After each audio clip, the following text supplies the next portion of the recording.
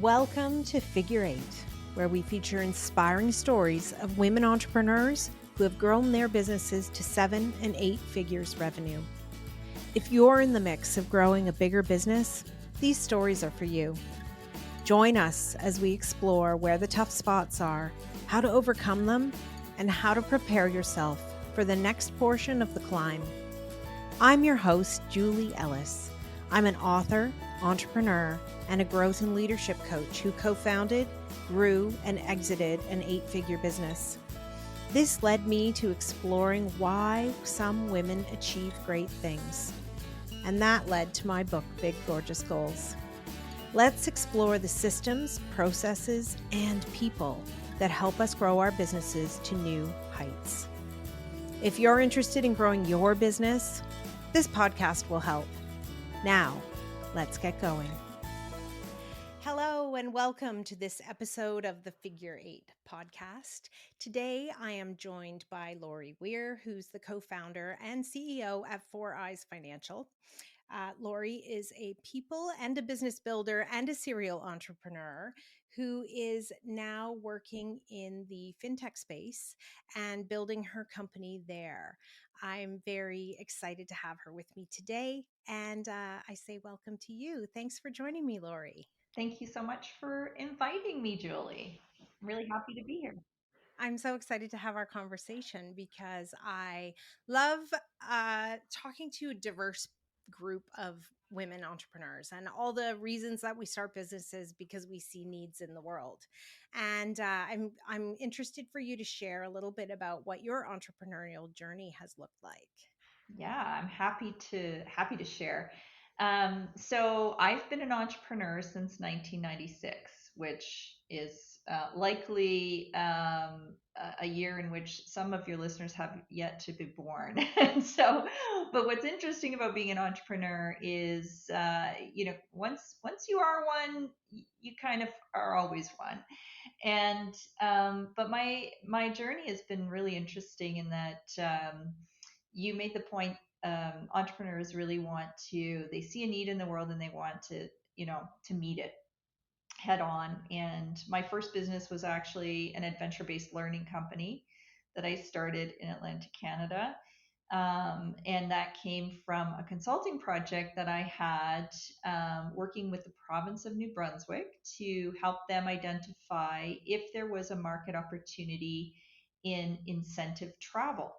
And so you're likely aware of, sales organizations incentivizing their teams and people to achieve targets by sending them off to places like Vienna or Australia, or, some really sexy places around the world, Las Vegas or whatever it might be.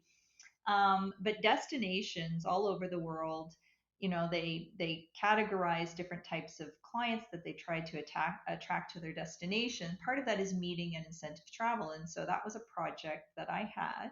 And during that research, of course, there aren't, sort of world renowned, we don't have like anything akin to the Eiffel Tower or, the experience of West End London. However, what we do have in New Brunswick is a lot of nature, a lot of adventure, and a lot of opportunity for quiet reflection. And when I was doing my research to see what kind of product was available in New Brunswick, we do have some very high end properties here. And I thought to myself, well, what kind of people actually win these types of incentive travel programs? And in my research, I discovered that the same people tend to win again and again and again, regardless of what the prize is. So the destination wasn't really the pull, it was really coming from within the individual who, wants to win. So these are, so serial winners. And I thought, I bet people like that would really like an opportunity to have further development. And I set about actually putting together some programs that would be encompassing motivational experiences, time for reflection, experiencing some of the natural beauty of the province through kayaking, being in the woods, doing high ropes experiences, things like that. And I worked with an individual to build out these programs, and I presented it to the province, and I thought it was such a fantastic idea. And they were like, I don't think so. And so I really was sold on it. And I said, well, we need something like this in the province. And so the person I partnered with to develop the programs, we started a company. And so through that work, evolved throughout the years different types of consulting into organizations around organizational design, um, creating operational efficiencies. So beyond the individual, what can the organization do to help create, the opportunity for people to win in their work? And that included um, everything from leadership development to sales training to Lean Six Sigma and operational efficiency types of programming. Um, and one of my clients happened to be in wealth management. And I had a number of firms that I worked with in wealth management in the GTA. I had clients in Atlantic Canada like JD Irving. Um, but through my work with wealth management, uh, I saw a real opportunity to create some operational efficiencies in the back office. Basically as investors, and if you have a financial advisor or somebody who's giving you advice about your investments, you want to know, kind of bottom line, am I invested in the right products that meet my risk tolerance, that are going to help me achieve my goals? And the rest of it is kind of noise to most people. What I found in the background is how difficult it was for organizations to present that simple message back to clients because of risk rating of products and the complexity of that. And that changes every day, creating a risk profile around the product and creating a risk profile around the individual. So the individual investor, which also changes because we start new jobs, we lose jobs, we get married, we have children, and all these things that change our risk profile as a person. And I saw an opportunity to create some efficiencies around being able to bring that data together to present back to clients in an efficient way that didn't take, like 6 weeks, but you could do in 6 hours. And that was kind of the genesis of starting Four Eyes Financial, which we did in 2015. I did with my partner in life, who's also my co-founder and is also an entrepreneur, and he had previous technology companies, and so we set about to build this experience and to solve that problem for investors. Well, and I think it's interesting because, when I started a direct to consumer e commerce business, we did not have a technical co founder. And it was something that we always kind of said, in the perfect world, if we did it again, we would have wanted somebody. So it does seem like you had these insights from the consulting piece you were doing. And then you had a co founder who could bring the technical piece and kind of bring that together, which seems like a really good It is. pairing. It's great. And some people say, I don't think I could ever work with my partner. It's a 24/7 commitment. But I think one of the reasons it really works for us is for the very fact that, we started the business in our 40s. So we know ourselves pretty well. And we're very different people and we bring different strengths to the table. And we are both so committed to the same vision and goal that, the differences in our approach, which are very different in how we do things, we can easily, I'd say easily, most times easily, sometimes it's a struggle, work through those things to move the company forward. But having that technical expertise is critical. I really don't know how people do it without, because it's a bit of a black box in some cases. Creating transparency about like in and around that for our business has been a strong mandate for me as the CEO to make sure that we can actually see into the black box and see how things are moving. But yeah, it definitely has been great, I think, for our young management team as well to have leadership that is product focused, technically inclined, innovation focused, and also I'd say what I bring to the table is a revenue generation focus, organizational structure design, creating scalable processes, making sure that the company is financed to go to that next level of growth. And so both of those things are critical to running a successful company. And, that complementary nature of our skill sets seem to work out really well. Oh, that's good. Well, and the scaling of a technology company is not the same as what it would take to scale up more a consulting side company where you're doing it with human capital. In this way you need to scale up by adding to the black box, really, and enhancing the base level product, and iterating on it and keeping up with the regulatory environment would also be very important in the financial services realm. All of those things, 100%. And one of the things I learned about running a technology company is that you're never done building. It's never done. Um, and I think most people think, well, yeah, there'd be enhancements, but I think the extent of work done on the product, enhancing the product, and a great point that you just mentioned, which is the regulatory requirements are also evolving and changing, and you have to be ahead of that and work that into your solution. So yes, it is very different than running a consulting company in that regard. And also, I think you mentioned just the financing of that. So if you're always building, that requires money to kind of flow into the business to enable that, and making sure that you've got the capital to do that. Yeah. And so that's where then, fundraising comes into play, and like learning a skill set around, going out. And I mean, people talk about it being wildly distracting from actually the roadmap of product and the roadmap of how you're building the business when you're out and you're trying to raise rounds of capital and bring people on your board, and the kinds of things that Yeah, entails. absolutely. And I think it's a really key part to as any successful innovation company. Innovation is expensive, and so a core part of leadership's responsibility is to make sure that you're engaging externally with all kinds of different partners, including potential financial partners, and it is a significant part of the role. And yeah, and uh, did my own sort of how to capitalize a scaling tech company informal MBA this past 12 months as I thought about how do we do this? We are going to market in the US in 25. We've been in earnest contemplating this for a couple of years. We've done some market readiness work with consultants. We've, kind of done some things that aren't capital intensive.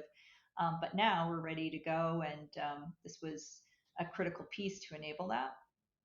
And it was definitely um, extremely valuable. I learned a lot. Um, and like most of us in life, things that we wish we'd known before.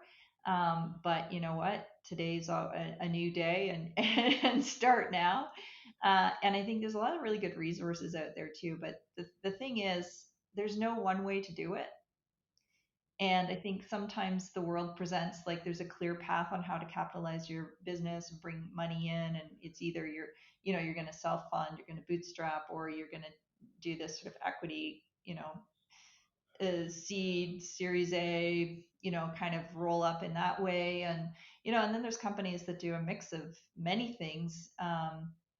There's a lot of ways to approach it, and um, you have to figure out your own business model, what you're trying to achieve, what makes sense for the mission that you're on, and but figuring out how the rest of the world thinks about it is really important so that you can make a choice. Yeah.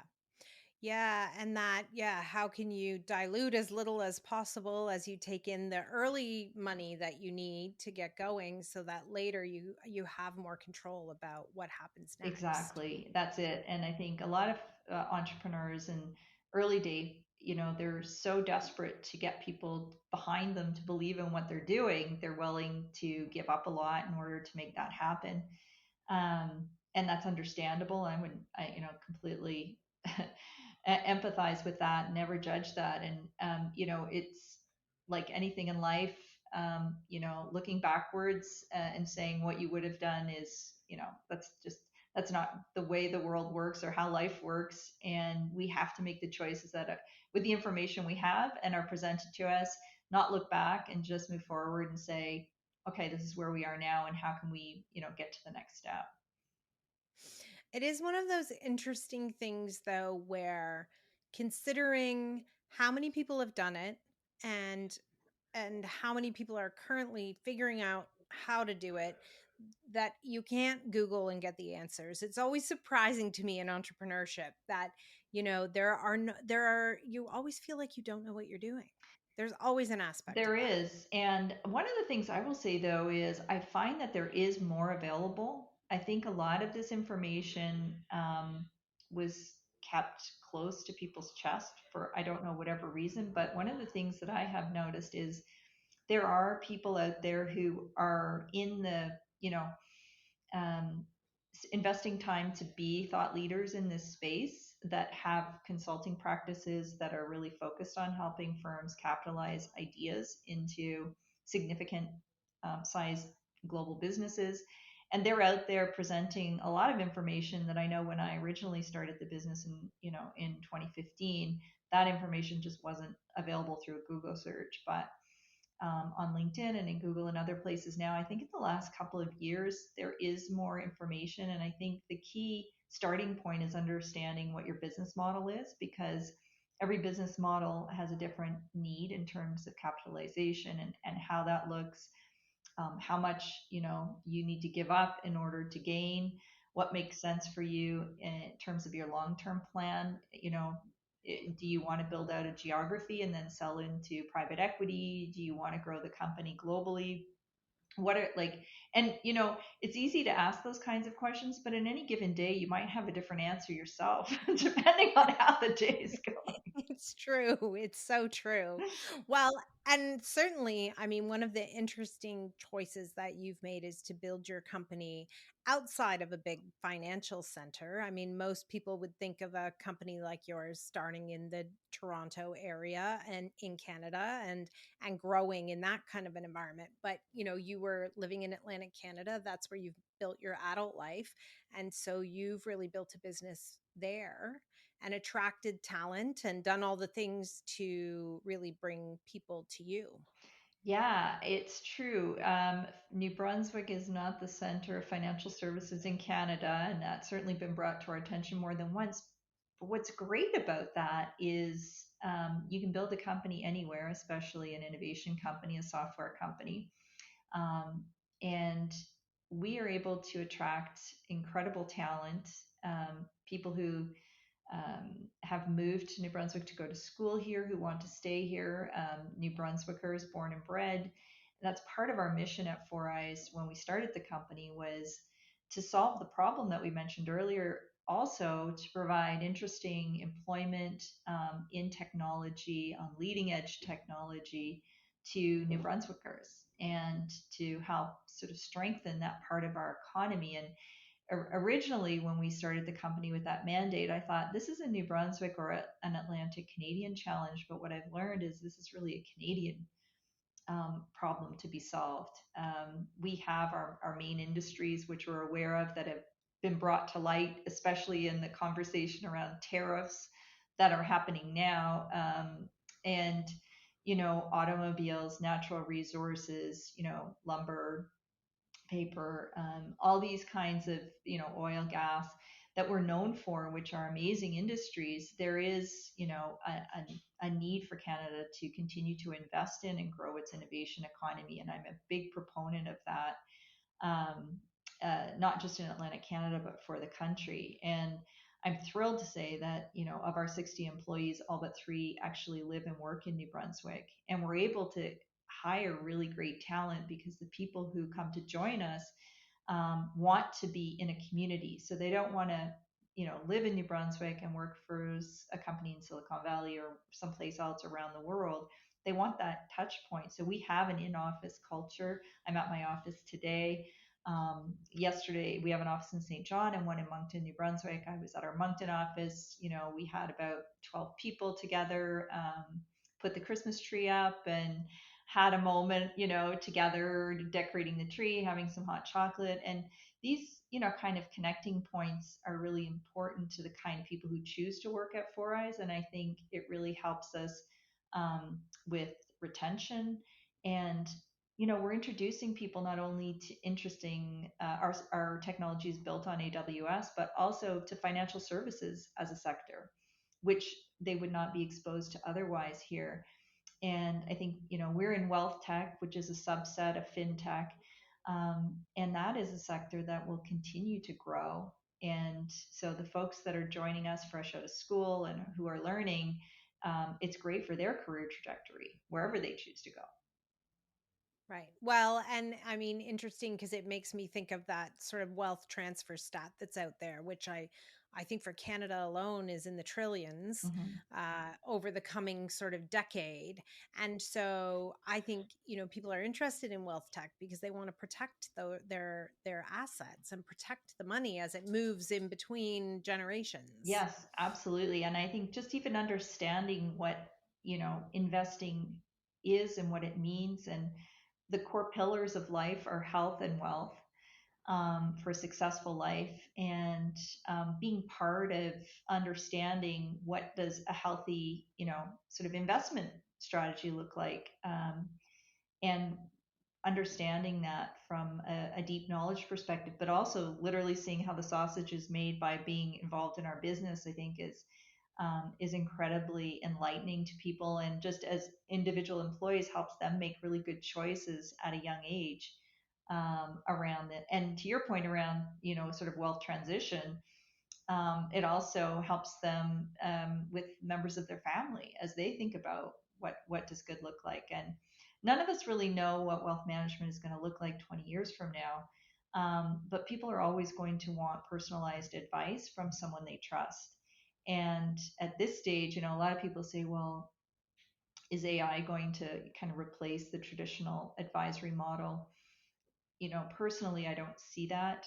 Um, there are self directed opportunities and passive investing available for people currently, yet people still are looking for someone to guide them, give them confidence in their choices, stay invested when things are troubled in the world. Those kinds of things that are really important. And also to understand, AI is great, and we use it in our platform and machine learning. We are focused on using it to its fullest ability in a very structured, thoughtful way, but we are providing, solutions that help the industry perform. It's always going to rely on judgment, and until AI has demonstrated good judgment, well, I think things will move quickly, but at the same time, that trust, and personal touch will. I don't think that will ever go away. Yeah. Yeah. As it evolves, there's still a role for relationship in this process. But we can definitely take the cost out of it, like the busy work, right? All the stuff that people are doing behind the scenes so that they can actually give really good advice. Right. And actually do what people want to pay them for, right? Exactly I right. mean, that is really the at the core of it. So when you imagine starting this business, I'm sure that things looked a little different than they look today in terms of what you thought the product would be like. And, I think that the need you're trying to meet is probably not changed, but how you're meeting it is changed. And I'm curious about what that journey's been like. Yeah. So, when the rubber hits the road is when we really learn and get in market. And also understanding what isn't in market, right? So, especially I think for people who are providing B2B technology solutions, we talked about understanding how to, really go about capitalizing your business in the best way possible for you. There was very little information. I think the same holds true for really getting a good lay of the land from a competitive analysis perspective on B2B software that's in the back end. um, you know, uh, that is challenging, and you get to learn that by being in market. And then you also understand where there's clear opportunities that you may not have recognized. And I found that certainly the case for Four Eyes. So in our solution, we ended up building out what we now call it, simplifying compliance from a front end, know your client, am I invested in a suitable product perspective, but we also provide, which wasn't part of our original product iteration, a post trade surveillance, monitoring, and desktop for compliance officers so that they know that they're meeting the regulatory requirements presented in Canada by CIRO, used to be known as IROC, and also that they're meeting the suitability requirements of the individual clients and their company's policies and procedures. And so our platform enables the data to flow through the front end experience with the client to the back end around post trade surveillance, and that is unique in the marketplace. Interesting. So I would think that makes you desirable. But of course, cracking into selling to in a highly regulated industry as a new player is always a challenge in terms of like how you build that, right? It is, and it's all about credibility. And that comes over time as you add clients and they have good experience and they go through audits and they're successful. Those things all help to build credibility in the market. And you always need your first person to raise their hand and say they're willing. And we were very fortunate to have our first client, who continues to be a client today, who was willing to raise their hand. And I think any entrepreneur will tell you, getting that first customer is tough and it's exhilarating, and it's a critical, that's the first step to the rest of the journey. And uh, for us now, going into the US, that's what we also have to achieve. Now we have a proven product in another market, but we all like to think we're very different, and in fact there are differences from geography to geography.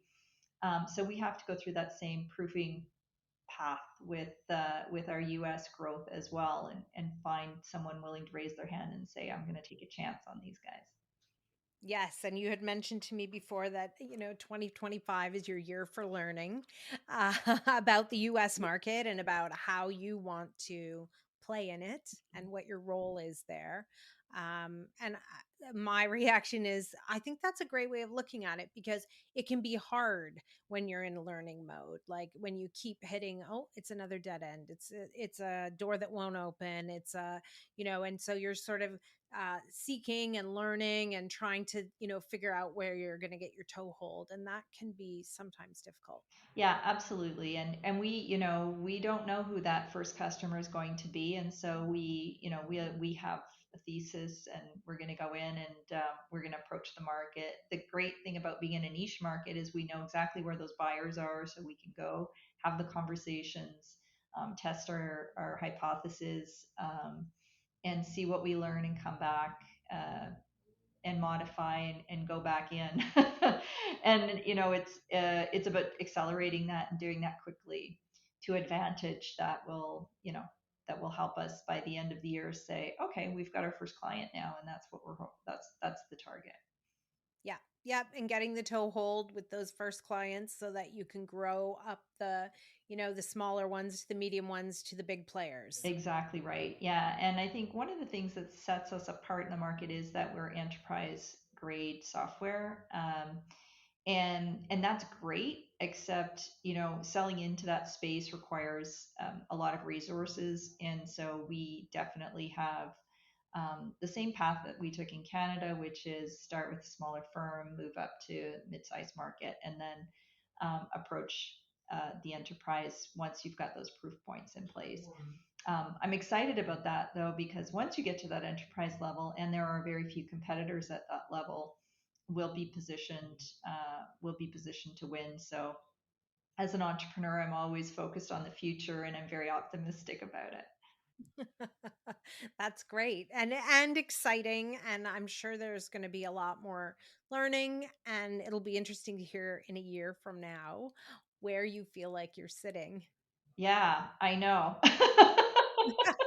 I What happened agree. as expected, what was completely unexpected, and what was in the middle where you were like, huh, not exactly, but okay. Yeah, I know, exactly right. And so I expect we'll be on generally heading, like if we're heading southwest, we'll be heading southwest, but are we traveling by water, by road, by plane, figuring out all those things, then yeah, it's definitely going to be a journey. it's one that you have to be, I think, mentally ready for, from a resource perspective, ready for, and feel good about the people you're traveling with. And I'm excited because we've built out our team for Canada. We've grown our young management team to run the playbook here in Canada. And so really it's going to be myself, my co-founder, our head of growth, who really were, kind of ran the entrepreneurial playbook in Canada, and we're going to run it again in the US. And so, I'm kind of thinking about it like this is going to be fun. We're starting again, and we're going to put our energy into this. And yeah, we don't know what exactly roadblocks we're going to hit along the way, but we'll have, at the end of the day, if we've signed our first customer, we've accomplished our mission. If we know a lot more about what it's going to take to do that and we're close, that will also be successful. Yeah, it will. It will. And I guess, yeah, it's about now hiring people who have connections and experience in that US market, who can help you get to the people that you need to sit around the table and talk to. Absolutely. And, this talent is expensive and hard to find. And one of the things we're investing in this year as part of that is a disciplined rev gen process. We're putting a new VP of rev ops in place this year. And I'm not a fan of, just selecting somebody with a great Rolodex, and hoping for the best. These are long sales cycles. So, 18 to 24 months, a lot can be spent and a lot of time with them.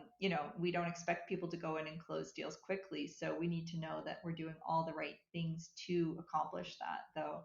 And so, definitely we're keeping our eye on, and we do have someone in market that we're working with, but ideally we're not outsourcing our sales. We're actually hiring people and setting up our presence in the US in 2026. Well, and I think that'll be exciting times. And I look forward to hearing more from you about how it goes.